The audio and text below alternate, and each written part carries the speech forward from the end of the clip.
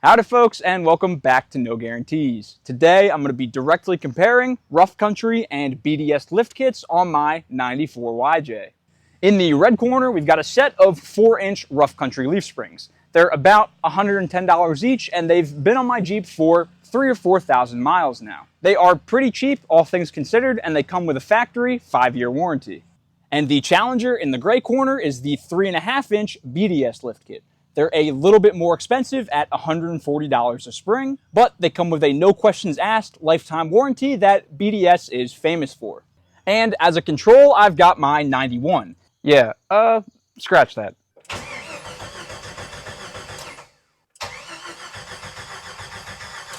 Crank no start diagnostic video coming soon. I want to test the 4 most important things I look for in a set of springs: lift height, handling, flex, and ride quality. And at the end of the video, I've got a bonus test that just might be the most important one. Starting with the lift height, I'm going to keep it simple. I'm going to measure the distance between the ground and the bottom of the fender in the front and the ground and the bottom of the body in the back. 35.5, 34.5, 26.5, 27.25. Now we can grab our control. 28 even, 27 3/8, 22 even, 21.5. Next up, I'm going to do my best to measure the ride quality. I'm going to do that with the help of a linear accelerometer mounted to my windshield. I'm going to be hitting a series of speed bumps and recording all the data. And if you don't know what a linear accelerometer is, don't worry about it. It's basically a way for me to measure how harsh the bumps are. All it does is measure the change in your motion as a function of time. So you can see if, for example, we're in a relatively smooth riding vehicle and we're bouncing up and down, you can see there are little peaks as opposed to moving still, but they're nothing crazy. Versus if I'm in a Jeep and we're still moving the same distance up and down, but much more aggressively, you can see how big those peaks become. That's all we're measuring. I'll do it again just for explanation's sake. In a gentle vehicle, you can see those lower peaks versus a harsh ride like the Jeep, you can see how much larger they are. That's all we're recording.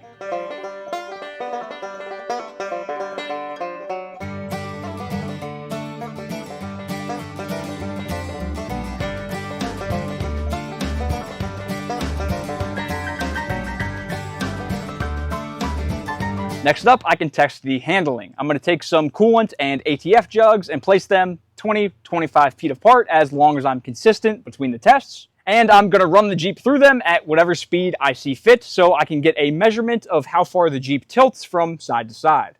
I've got my level app that you can see right here that I'll be mounting again in my trusty phone holder. And you can see as I rock it back and forth, that angle changes based on the angle of my phone. That's how I'm going to track how much the Jeep is swaying. Hopefully you guys can hear me all the way down there. I'm testing out this new microphone. So I just ran the test for the first time and it was only like 3 degrees of sway. And I think that's because I had the sway bar hooked up and that's doing its job and preventing the Jeep from swaying. So I just went down there and pulled off my sway bar disconnects and I'm going to do it again. That way we can directly compare the lift to lift and not have the sway bar limiting anything. So here we go.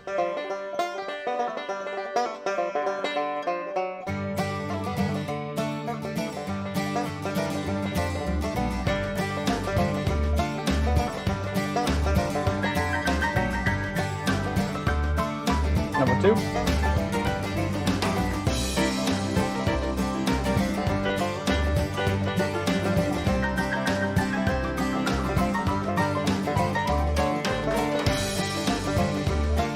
Number 3.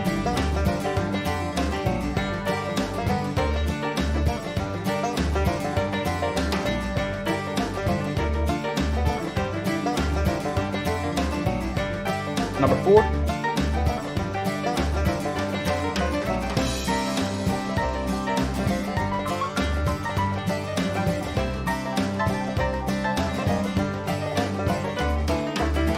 Next up, I want to test the flex, and I know for a lot of you guys, this is going to be the most important section. I don't have a forklift or an RTI ramp or anything along those lines, so I'll have to work with what I've got. I'm going to take this little yellow car ramp and put it under the rear right to help bottom that out, and then I'll either use, ideally, a jack, or if I need to, my engine hoist to pick up on the front left. The way this test is going to work, I'm going to keep raising the front left up and up and up, until eventually the rear left comes off the ground. Once it does, I'll know that I'm fully flexed out, and we can remeasure again to the bottom of the front fender. That'll compare it to where this thing sat when it was level, and we can get a measurement of how much this thing flexed. I've got my sway bar disconnected, I've got my track bar removed, and I'm going to swap to a smaller set of tires. I don't want my fender to tire clearance to be what limits the flex. I want the springs, and only the springs, to be what's limiting it. If I need to, I'll also unbolt my shocks to make sure I'm getting every inch of travel possible. So I've ended up changing my mind on how I want to do this flex test. I got this front left up pretty high and trying to go for maximum flex of the whole vehicle, like I was saying, until the back left comes off the ground, and honestly, I just didn't feel comfortable doing it. Call me soft if you want, but I didn't want to use this equipment to try to do something like that. So my new and improved flex test, or my unimproved flex test, is just to take the jack and pick up on that front left until the front right comes off the ground. It's not nearly as exciting, and it's not measuring the flex of the whole Jeep, but it should measure the flex of the front axle, which for what we're doing and comparing, it should be just fine. So here is our down measurement. I'm just going to the corner of the fender, and we're right at 29 inches. Our up measurement is 38.5, so right at 9.5 inches of flex. Now that all the testing is complete, I'm going to go ahead and swap to the new lift. It's very important for me to mention that this is not intended to be a how to lift your YJ video. There's so much more to lifting a Jeep than just a taller set of springs. Brake lines, drive shafts, slip yoke eliminator, transfer case drop, steering linkage, it all plays a part in properly lifting your Jeep and having it drive well. I've got all of that already taken care of because I'm going from a 4-inch lift to a 3.5-inch lift. It's close enough where it won't matter. But if you're going from a stock YJ like my 91 to a 3.5, 4, 4.5, 6 or higher lift kit, there's so many more things that you need to consider. Most of the time with a 2.5-inch lift, you can get away with not messing with anything, but even then it's questionable. I don't know if you guys can hear the thunder and kind of hear the wind, but I think it's time for me to call it a day.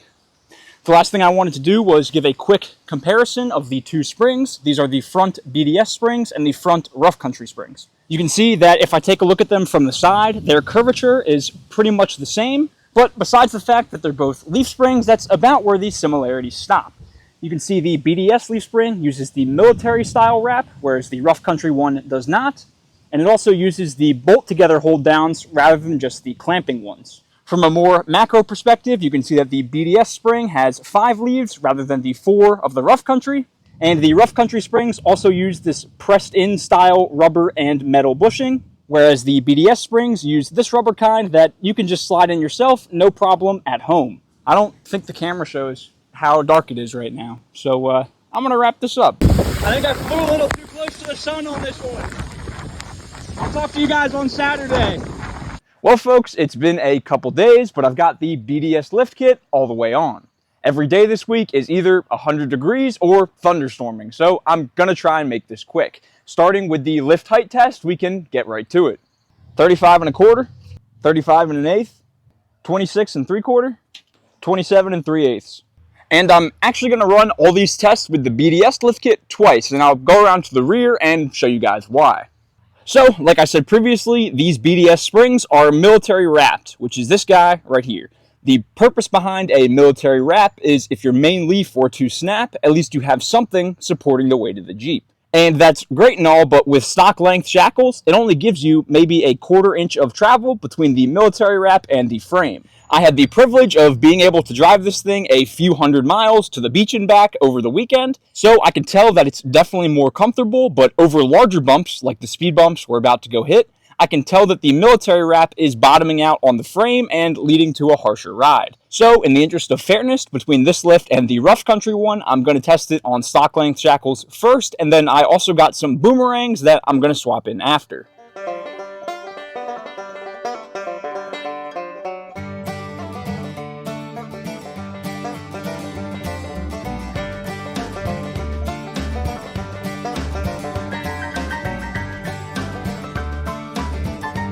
Here is run number 1, BDS Lift, sway bar disconnected, and no boomerang shackles.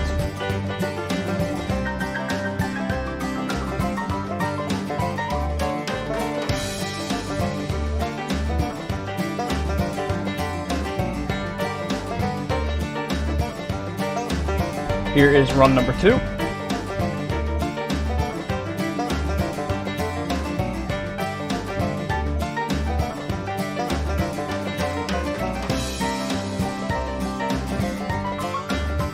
Here is run number 3.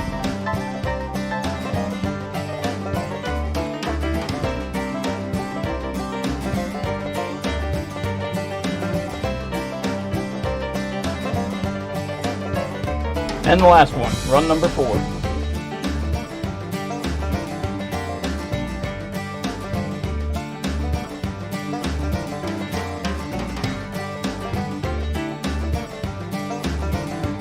Here is the BDS Flex Test. Our baseline is 29.25. And we're up to about 36, so 6 3/4 inches of flex.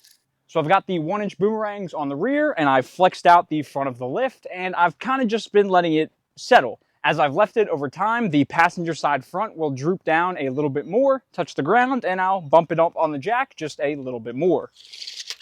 We've made it all the way up to 39 inches. I can't say for sure that the extra 3 inches of travel are all due to the boomerang shackles, but they certainly help. I think at least some of that travel has to come from the fact that I'm working in this BDS lift over time. I'd be really interested to see how all these numbers compare in a couple thousand miles when it's broken in. Now for our final set of tests, the BDS lift with the boomerangs in the rear. 35, 35 1/8, 28.5, 28.5.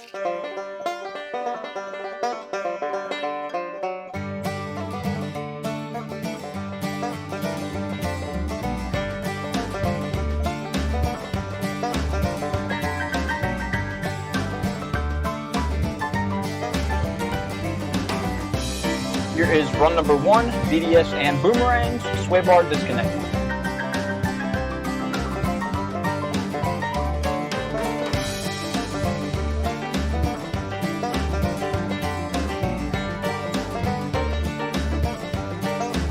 Run number 2.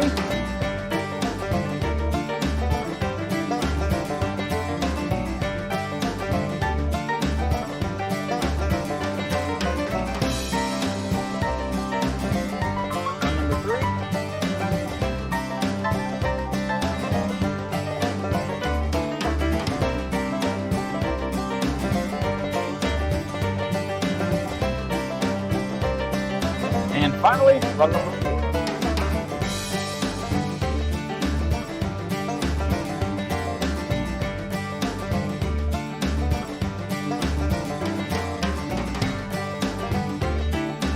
Now that I've got everything in its final form, I figured I might as well hook up the sway bar and get a final result. So here we go.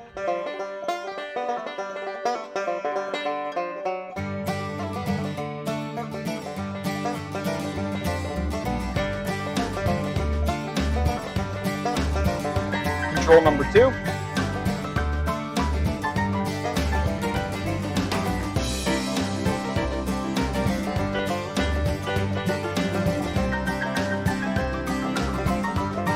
Control number 3.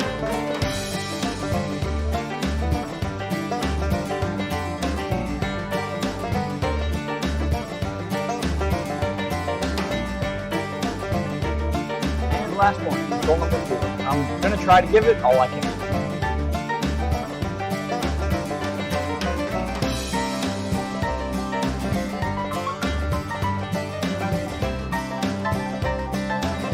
Now we can dive into the numbers and talk about what all this means. Right off the bat, I want to mention price again. The rough country springs are about $110 each, and the BDS ones are about $140 each. Not to mention, you also probably need boomerang shackles, at least in the rear. So when it comes to cost, obviously I'm going to give this point to rough country. On to the physical tests. I'm going to start with lift height, and I'm going to compare it to my 91. In the places we measured, my 91 averaged 24.72 inches of height per corner. We're going to use that as the baseline, comparing it against all the other setups. Finding the average height per corner of the other 3 setups, we get 30.44 for rough country, 31.19 for BDS, and 31.78 for BDS with the boomerangs. And to me, those numbers mean nothing. What we really want to know is how much height we gained from the actual leaf springs. Subtracting the baseline from those numbers, we get our total lift per corner. 5.72 for rough country, 6.47 for BDS, and 7.06 for BDS with the Boomerangs. Now, all those numbers sound really high for a 4-inch and 3.5-inch lift, but we have to account for the tire size and the body lift I've got on my 94. Whether you want to call it 35s versus 29s, or 33.5 versus 27.5 if you want true measurements, either way, there's a 6-inch difference in tire size between the two Jeeps. We have to take off 3 inches for that difference, as well as another 1.25 inches for the body lift on my 94. Doing all that, we get an actual lift height of 1.47 for rough country, 2.22 for BDS, and 2.81 for BDS with the Boomerang. Please chime in if there's something wrong with my math here, but I didn't see anything wrong with it. But to me, the main takeaway here, the most important thing, is that the new BDS 3.5-inch lift provides more lift than my kind of worn out, couple thousand mile 4-inch rough country lift. So, point BDS. Now onto ride quality. The average peak acceleration for rough country over the speed bumps was 10.45. The average for BDS was 9.91, so a little bit lower. And the average for BDS with the Boomerangs was 8.17, which is notably lower. It's always good to see the numbers back up kind of what I'm thinking in my head, and I could feel that the BDS lift was definitely softer than the rough country, especially up front, even before I added the Boomerangs. I think that's because up front there's enough room for the suspension to articulate without hitting anything. But in the back, adding in those Boomerangs gives it that extra clearance that it desperately needs. It's still no Cadillac, but man, does it help. So point BDS. Next up, handling. Rough country had an average max lean of 5.25, BDS averaged 4.75, and BDS with the Boomerangs averaged 4.5. I know there's a 1/4 degree difference between the BDS and the BDS with Boomerangs. I don't think that's due to adding the Boomerangs. I think that's just due to the way I was driving it on that particular day. Driving down the road, especially on and off ramps and taking curves at speed, I can tell just how more steady it feels. Especially with the sway bars hooked up, going down the highway with an average of 3.75 degrees, it's a significant difference and the suspension actually feels pretty tight. If I had the capabilities, I think it would be interesting to measure the average lean over time in terms of absolute value. A Jeep turning at a consistent 4 degrees of lean is a lot different than a Jeep turning at 2 degrees of lean and spiking to 4, but in my test that would come through as the same measurement. That's a big difference, and these numbers don't really capture that. I think the main difference here is the bushing age, style, and quality. Please don't underestimate how important bushings are in a Leafspring style suspension. It's been argued time and time again that your track bars and your sway bar are pointless if the rest of your suspension system is up to par, and I honestly don't really disagree. I'm going to be testing that in weeks to come, so stay tuned and I'll answer pretty much the oldest question that I see asked almost every week. Do you really need your track and sway bars? But anyway, when it comes to handling, the point definitely goes to the BDS lift. Lastly, flex. Rough country flexed 9.5 inches, BDS flexed 6.75, and BDS with the Boomerangs flexed 9.75. I think because the BDS lift is still new, it's a little bit stiff, and putting on the Boomerangs and giving it time to droop while I was flexing it gave it those extra 3 inches, which is definitely significant. Don't listen to her, guys. 3 inches is significant.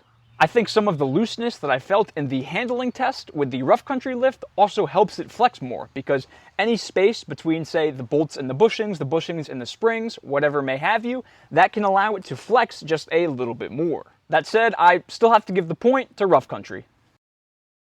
With a final score of 3-2 in favor of BDS, it's time for the most important surprise test that I was talking about at the beginning of the video. What's the point of making your Jeep more comfortable if the pretty girl in the passenger seat doesn't notice? What'd you think? It was good. Yeah, you think it was worth it? How much was it? It was like $600. Seriously? So, thank you all so much for watching. It really does mean the world to me, especially for all you guys that stick around to the end of the video. This was one I actually enjoyed filming, and I hope that comes through the camera. I enjoy testing things and figuring things out and determining if my money was actually well spent. Upcoming videos are going to be a crank no start diagnosis on my 91. Like I said, a test on if you really need your track and sway bars, a cosmetic update on my 91 to get it ready for sale, and hopefully some air conditioning on my 94. Knowing me, I'll have it done just as summer's ending, just like I got the full doors on right when winter was ending. Take care, everybody. Have a great weekend, and happy 4th of July.